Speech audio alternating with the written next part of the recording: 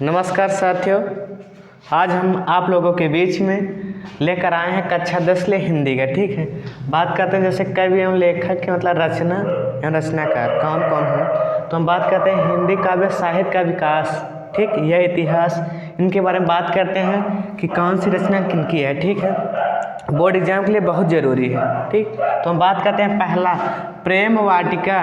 प्रेम वाटिका मतलब किसकी है? रसखान की। किसकी है? रसखान की। और दूसरा बात करते हैं दोहावली, गीतावली और कवितावली, ये मतलब किसकी है? तुलसीदास की है। ठीक है, किसकी है? तुलसीदास की। बात करते हैं जैसे हम लोग बात करते हैं अगर लास्ट में वली आ जाए, कहा जाए वली आ जाए, तो आप लोग जान जाना कि मतलब किसकी रचना है? तुलसीदास की, याद कर लेना। ठीक है, थोड़ा टिक लगा कर हम लोग बात करेंगे। जैसे तो वली अगर आ गया तो मतलब किसकी है? तुलसीदास की। और बात करते हैं अगली साहित्य लहरी और सूरसागर और का सूर सारावली। जैसे मतलब यही जरूरी है, आती तो ये भी है जैसे कि सूरदास का पहला अच्छा मतलब का है सूर है ना। तो ऐसे देखो ये पहले से ही मतलब अगर कोई पक्का ही जान जाएगा मतलब कोई लड़के जैसे मतलब सूर लगा है ना, तो ये भी ऐसे और सूर सारावली, इसलिए ये वाली रचना ज़्यादा पूछते हैं इन दोनों काम। तो ये वाली मतलब ज़रूरी तो तीनों है लेकिन एग्जाम के लिए ये वाली। ठीक है, जैसे सूर का पहला अच्छा मतलब पहले उन तीन लोगों का मतलब काफ़ी पहला में है सूर है। ठीक है, तो हम बात करते हैं रसिक प्रिया या कवि प्रिया, केशव दास की है। लास्ट मतलब क्या लगा है? प्रिया का नाम है। अगर किसी मतलब जैसे है कविता या मतलब रचना है तो उनमें क्या लगा है? प्रिया लगा है। देखो रसिक प्रिया और क्या है? कवि प्रिया, तो उसके मतलब क्या? रचयिता क्या है? केशव। ठीक, अब बात करते हैं मैथिली शरण गुप्त की मतलब रचना बहुत ज़रूरी है, सब इम्पोर्टेंट है। ठीक, तो हम बात करते हैं जैसे साकेत हो गया, पंचवटी हो गया, द्वापर हो गया, ठीक है, प्रतिशोध हो गया, यशोधरा हो गया और झंकार। जैसे एक बात करते हैं और ठीक, सूरज का सातवां, सॉरी ये तो मतलब भारत भारती। ठीक है, कौन से? भारत भारती, इनकी एक रचना ये बहुत का है, बहुत जरूरी है। ठीक, भारत भारतीय मतलब किसकी है? मैथिली शरण गुप्त की बात करते हैं। कौन कौन से है? साकेत है, पंचवटी है, द्वापर है, प्रतिशोध है और यशोधरा है, झंकार तथा भारत भारती। ठीक, हम लोग बात करते हैं आगे। ठीक है, झरना, आंसू और कामायनी, ये किसकी रचना है? जयशंकर प्रसाद की। किसकी है? जयशंकर प्रसाद की। ठीक, हम बात करते हैं सुमित्रा नंदन पंत की, जिसे प्रकृति के सुकुमार कवि भी कहते हैं। किसको? सुमित्रा नंदन पंत को। ठीक, इनकी रचना का है चिदम्बरा है, लोकायतन है या युगांत, उत्तरा, युगपथ, पल्लव। कभी एक और आ जाती है मतलब जरूरी नहीं है, जैसे कि गुंजन। ठीक है, ये मतलब किसकी रचना है? सुमित्रा नंदन पंत की। ये रचनाएं बहुत ज़रूरी है कक्षा 10 के लिए। तो हम बात करते हैं से महादेवी वर्मा को, इन्हें मतलब आधुनिक मीरा कहते हैं। किसको?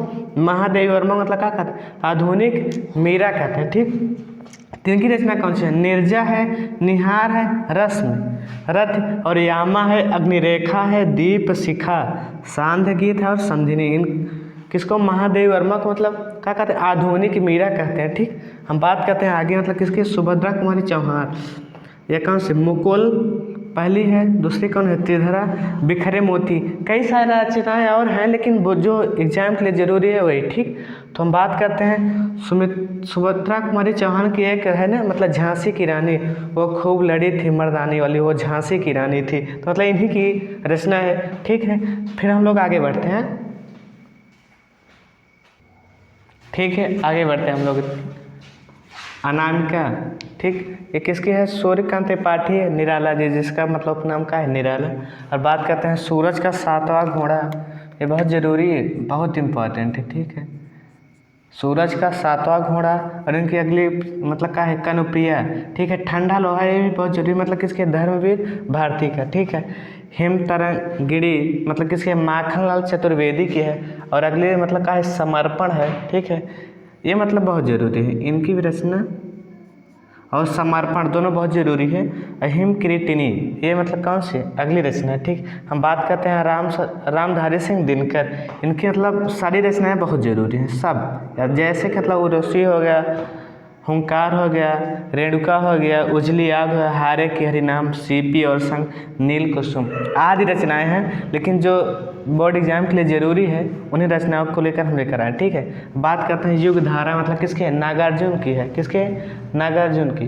बात करते हैं ये भी एक पतंग अगली, एक पतंग अनंत से। किसकी है? अशोक वाजपेयी की है। ये मतलब क्या है? बहुत ज़रूरी है। ठीक, अब बात करते हैं आंगन के पार द्वार और नदी के द्वीप। ये किसकी है? अज्ञेय जी की है। किनकी है रचना? अज्ञेय जी की। और शिवा बावनी, ये मतलब भूषण की है। ठीक, बात करते हैं मधु कलश, मधुशाला, निशा निमंत्रण।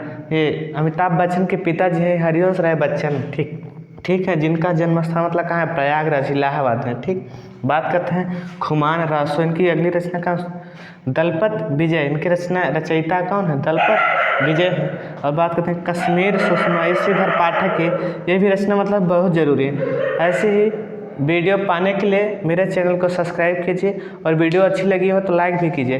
देखो ये मतलब पार्ट 1 है, हम दूसरा पार्ट लेकर आएंगे। ठीक है, और ये भी देखेंगे मतलब कि ये जैसी रचना है इन कौन सी विधा है। कभी कभी ये दे देती है ना कि मतलब आंसू कौन सा विधा है, कहानी है, रचना है क्या, तो हम लोग अगली वीडियो लेकर आएंगे। ठीक है, धन्यवाद। अगर वीडियो अच्छी लगी हो तो शेयर कीजिए।